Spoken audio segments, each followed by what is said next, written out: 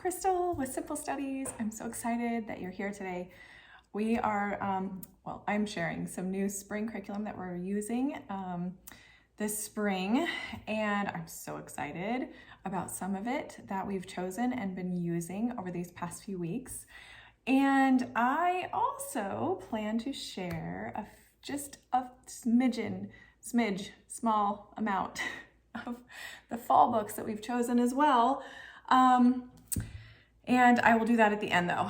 I won't try to confuse you. I just want to say you guys are all rock stars. If you're homeschooling, you're amazing. I want to say in our 4th year, we felt like we hit our groove, like our flow, and then it just changed. So if you're here and you're a homeschool parent, you're amazing. Just know that. And I just want to encourage you that spring can sometimes feel like it drags on.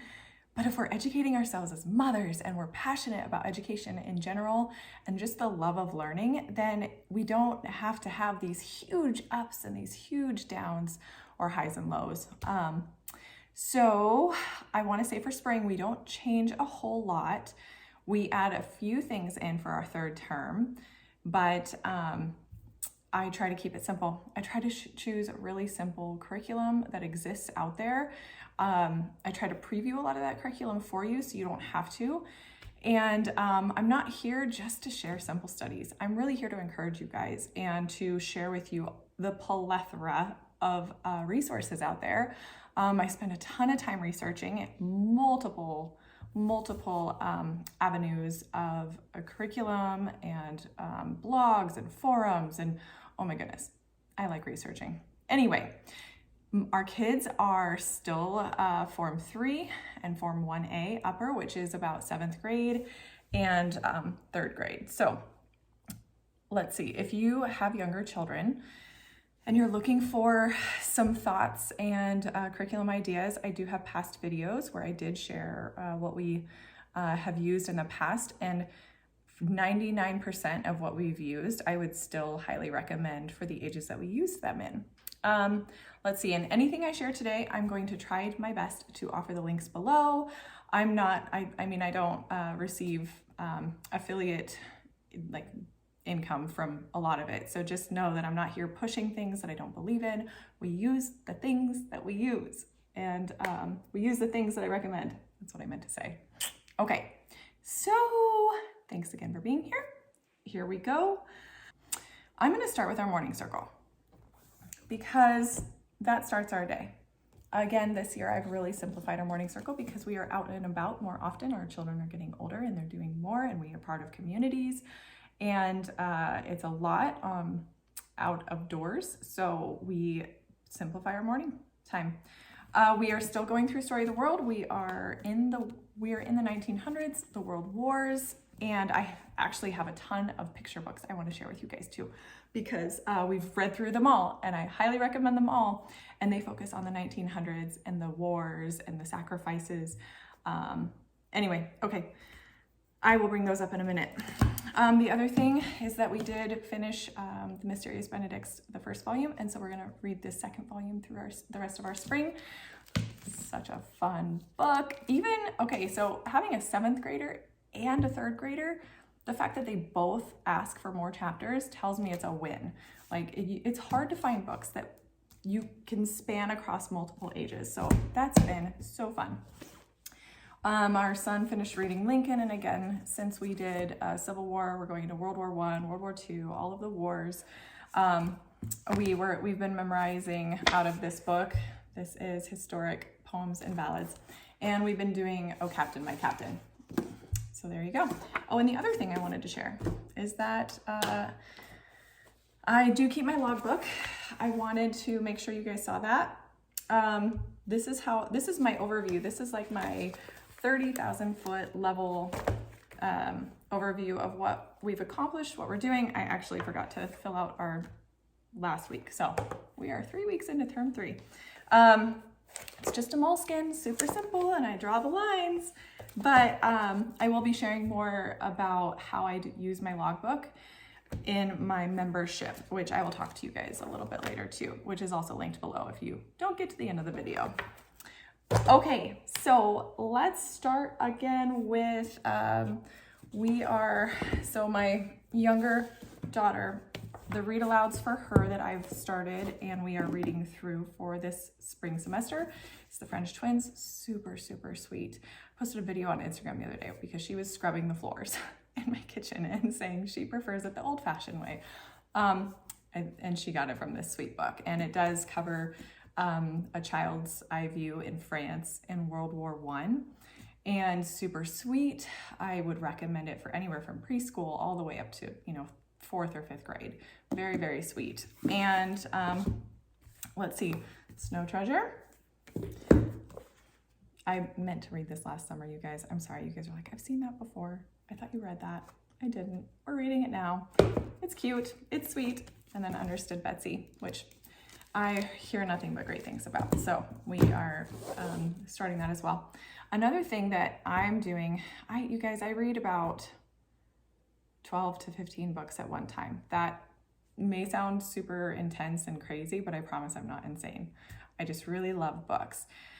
But I do try to read something adult, a more adult book while my children are going through a historical period as well, just so that I can see it as I can soak in as much as I can and have enough background information and knowledge to when they have questions that I have some of that background info, because you guys, I was publicly school educated. I did not get the best education. I used textbooks with memorizing dates that had no relation to what I felt inside and what humans actually experience. So that's my little soapbox for that. But anyway, so I'm reading All Quiet on the Western Front, and actually I believe a movie just came out about this. So this has been eye-opening as well. Okay, so let's get into language arts, some things that we've changed up for spring that have blown our minds. So I will show you actually two things that I started to try with my 3rd grader, and I let him go pretty quickly, just because of how do I say this? The parent needing to be involved for a long period of time. A 3rd grader, I feel, will continue to readdress language arts and writing and grammar throughout their entire elementary education. I don't feel, this is me personally, you guys do what is best for your child and your family. I'm excited to share a couple new things that we're using, but before that, the ones that did not work out for us was Write Shop. And I appreciate their approach. I really do. It actually reminds me a little bit of Brave Writer, because it's taking the child's interest and helping them explore that and write that out. I don't know if we'll ever come back to it, but it's just very teacher intensive in terms of the length of the lessons and a lot of just extra hands-on things that they want you to do. But I've heard nothing but great things from other seasoned homeschoolers that used it in the past with their children, and they do well. That being said, I have this again. I still have it from when I tried it with my first, and I tried it with my second, and it still didn't work. And I appreciate the classical method. I appreciate Jessie Wise. But The Well-Trained Mind by Susan Wise Bauer. I see nothing but great things in those methods, and that works really well for a lot of children. And it's not necessarily super teacher intensive, but it just, when you're excited about something, it really comes through with your children, right? I get really excited about simple lessons that are short and sweet and get the point across without hours and hours and hours of time on a certain topic. I really do feel like when children are ready, they grasp something. So we could be pressing it in at a certain age when they don't care about it, but later on they will make that personal connection. That's very Charlotte Mason, if you guys are familiar. Okay, so what I actually ended up picking up is this little sweet book. Look at the first lesson. Let's see. All right, So you are asking some questions if they can't read it aloud, or themselves, if they can. This is perfect for second, third, fourth graders, I think, and very simple and sweet. What do you see in the picture? Where are the squirrels? What are they doing? And these are oral answers for your students. You do get into some writing, for example, so lesson 3, and obviously you'd be using your own paper with this. This is a hardbound book. It's not consumable. 2 squirrels is or are?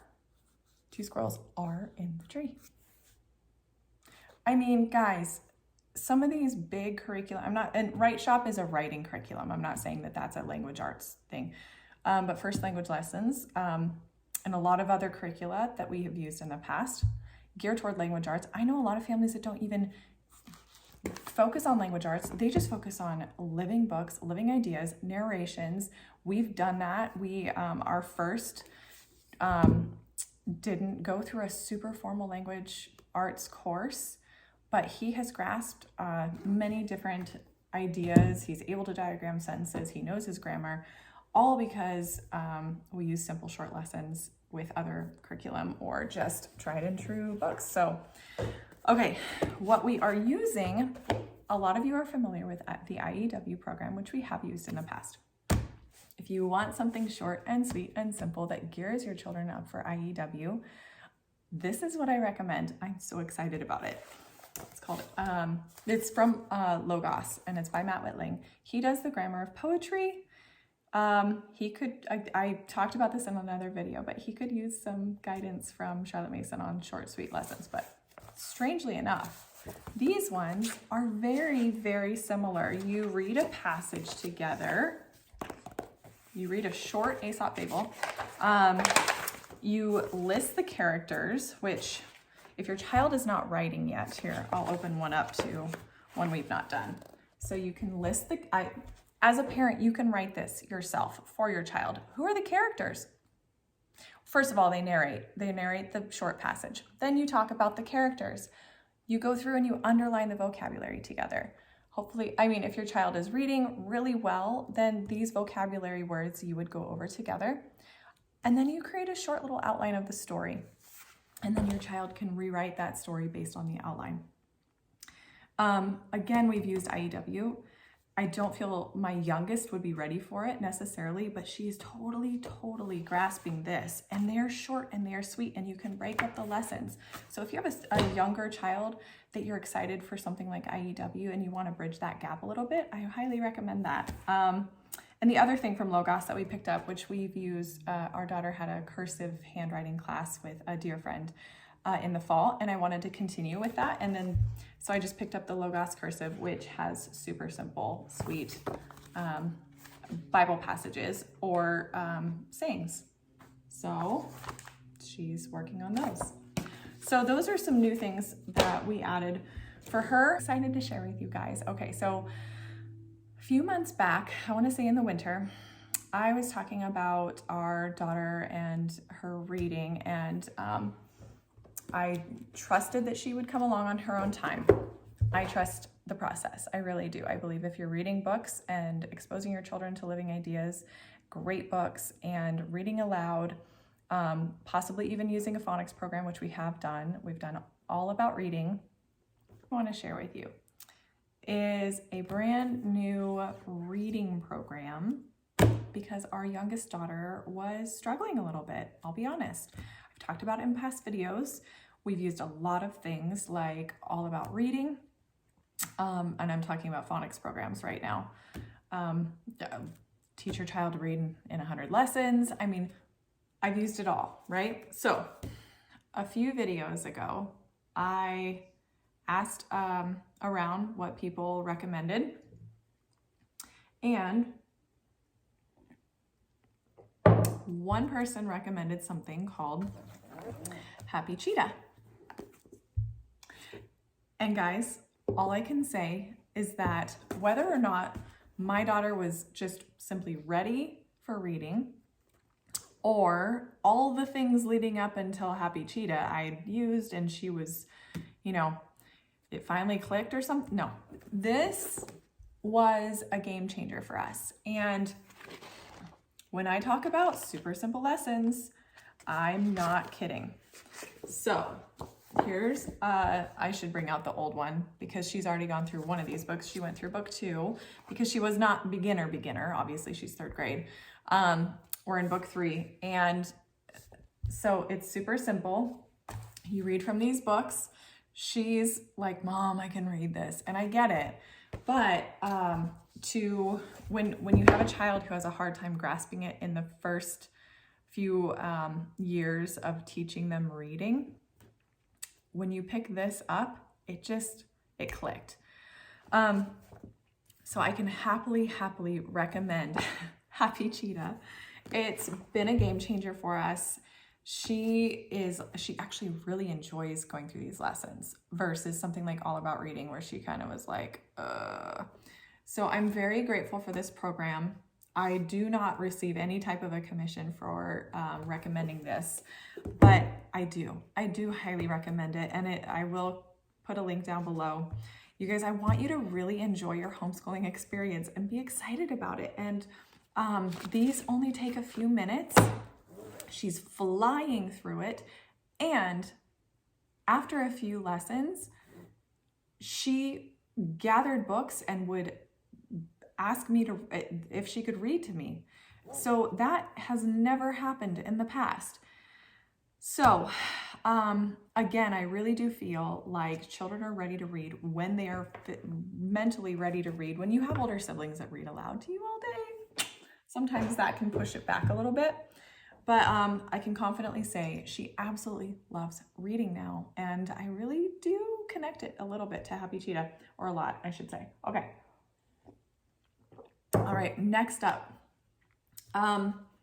Another book that we read through in 2 weeks because it was a precursor or prologue to it's called Christian Theology and Ancient Polytheism. And the book that you read with it is Secret of the Scribe. This was incredible. It's a super short read. We read it together, and now we'll go into the lessons. But I can honestly say that I've already purchased the next book in this series because it'll be tying into our fall studies. And even our son was like, this is really, I mean, the protagonist is a female. And I can just honestly say that my son has never been a fan of female protagonists. He loved this book. And my daughter obviously was hanging out around us while we were reading this aloud. And it does talk about people worshiping other gods. And then the main character questioning, some of the aspects of worshiping multiple gods. Okay, so that's the other thing we're adding in is the lessons now that we, for the first 2 weeks, blew through this book. And, all right, let's see, I'm trying to figure out in which order I show you guys what we're doing this fall. So my 7th grader also is reading The Pursuit of God. Only reads it once a week, 1 chapter, and another short read, but that's his biblical studies on top of his devotional. The books that I have chosen for my son are probably 6th grade level books. And the reason I say this is because I really think that I believe in pushing our children academically.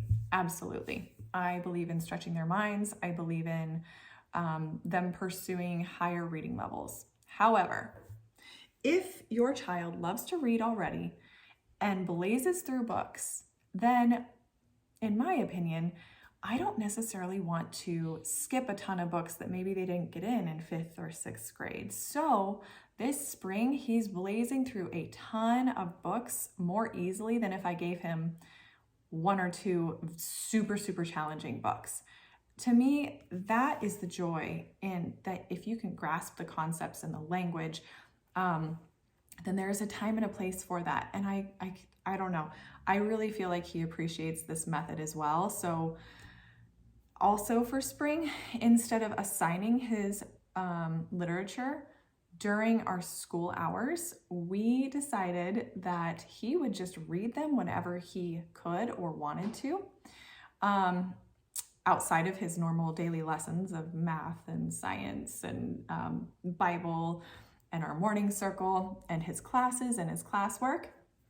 So these books that I have him reading, he reads whenever he wants. And then we go out and we have lunch and we talk about it when he's done with one. And to him, that was a much bigger drive to get his reading done than, say, had I scheduled them for 20 minutes in the morning when he, was doing other things and writing his novel. Like, I really think this has really worked for us well. I do foresee myself scheduling more literature back in during the fall, during our school mornings. However, this system of just read it when you can over the semester or term, let me know when you're done and let's go talk about it. Let's go hang out and mother-son time. It's worked really well. So the books I had him read, or are having him read, is Freedom Crossing, Number the Stars, King of the Wind, A Dog Like Daisy. You guys will be able to tell our family loves animals. Where the Red Fern Grows, and his favorite movie of all time, War Horse. So I know I let him watch a movie before he read the book, but he's super excited to read the book. That's not typical in our house. We tend to read the books and then watch the movies. Anyway, those are the books he's reading, and just over the spring when he can. And then the two other books that he's taking a Greek literature class. So he is going to also be reading The Golden Fleece. He starts this coming week, and Theras and His Town. And these were recommended by his instructor. So I'm actually going to be pre-reading these over the weekend. Really excited. Okay, so I promised some picture books about the World Wars that I researched. I purchased several of them to keep on hand, and but others we borrowed from the library. That being said, again, you will see how much our family, I feel like animals, God's creations, can really help connect us to the stories of the past. So I'm going to share a few of the read-alouds that usually when I bring these home, my son will read them silently himself, and then later on I will end up reading them to my daughter, and sometimes he'll hop in and sit with us. I love it, cuddling with my kids still. But sometimes he's already read it himself and gained whatever it had to say. So I will just kind of put these up here. It says sweet. This is probably my daughter's favorite. Wags, Hero Dog, World War I. A lot of these are true stories. Some of them are, and then of course we are actually going through like the Great Depression right now, and the stock market crash, and the rise of Hitler, unfortunately. Okay, so I'll just keep showing these here. And Florence Nightingale, Sergeant Billy, the true story of the goat who went to war. I really feel like these books really do tie in human experiences, suffering, stories about humans through animals. And if you have young children going through modern times and want to offer them, this is a true story of loyalty in World War I. So hopefully some of those are helpful for you. Okay, so now, last but not least, I promised some books that we are going to be using next fall. Okay, this is such a small sampling. You will not want to miss my next video with all the amazing books and curriculum we'll be using next year. So again, I do a ton of research, hopefully so you don't have to. I also want to preface this by saying it's great to study one segment of history throughout the year so that kids can really dive deep and grasp it, but do not negate the benefits of tying in literature and other historical viewpoints and perspectives throughout all of history, because children tend to make different personal connections. If you dive super deep into one and just disregard the rest of history, you are really missing out. That being said, having that spine or that focus for the year is great, but definitely that would be my personal recommendation. I'm going to withhold the novels that our children will be reading independently or I will be reading aloud until my next video. I have chosen so many history curriculums that, I mean, you should see my closet. But when you want to keep it simple and you want to do narrations, another thing that we're going to be doing, and I think it's, is it Brimwood Press? I will link it below. This will be one of our spines as well, Famous Men of the Middle Ages. The other thing that is really huge is our study of the Bible and apologetics. And okay, so one thing this year that really hit me was that in the next 3 or 4 years, I mean, our son is going to be making his own decisions and moving forward in his life, no matter what we've taught him and exposed him to. That being said, this curriculum is literally called Most Important Thing, the most important thing you'll ever study. I don't know if any of you guys have used this. It comes with several books. I've already gone through and like tabbed out what he'll be working on in the fall. It's a survey of the Bible, and I've read through this whole thing and looked at all the lessons, and it really, like, I mean, I can't even like say how amazing this is going to be. It's just very straightforward and simple, and it allows you to dive into the Bible. I've used many commentaries over the years that I've pre-read and then presented to my children. And I still find that those were super helpful for deep discussions. But really implementing what you're learning in the Bible is super key. So I hope my son enjoys this as much as I think he might. The other thing I picked up is, okay, so my son will be still Form 3, he'll be 8th grade, and then my daughter will be 4th grade. I still plan on doing nature study with my children, regardless of their age, all the way through high school, hopefully. That being said, I do feel that spines are helpful in nature study and learning about God's creation, and then being able to create those personal connections with everything else that you're learning. So one thing I did pick up from Memoria Press is Nature's Beautiful Order, and it does come, I'm not a huge guide person, fill in the blanks workbook, because really, I mean, you can fill out a workbook and still walk away and not remember anything, right? But this is written by, I believe, Bloom and Cudback. And I've read it, and I believe it's going to be very helpful. And they even reference The Abolition of Man, which I've been reading again this semester. They get it. And really, they utilize other naturalists and what they thought and how they wrote. So they aren't just writing it for themselves. They are pulling from multiple resources and other people in history who were naturalists and have just compiled it here.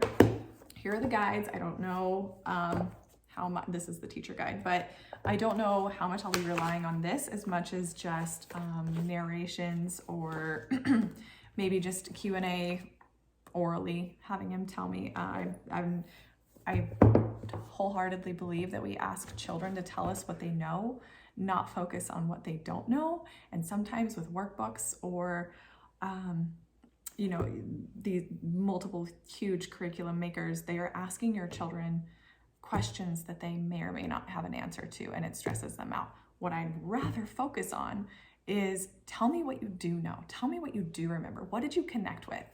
And I really feel like that is what blossoms that love for learning, because that pressure is just gone. They're just able to enjoy what they're reading and experiencing.